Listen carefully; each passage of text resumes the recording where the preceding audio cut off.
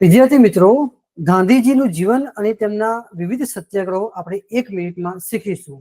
જેમ કે ગાંધીજીનો જન્મ 2 ઓક્ટોબર 1869.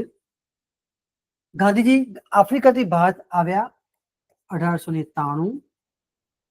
કોચરબ આશ્રમની જે સ્થાપના કરી 1915. સત્યાગ્રહ આશ્રમ એની સ્થાપના 1917. ચંપારણ સત્યાગ્રહ 1917.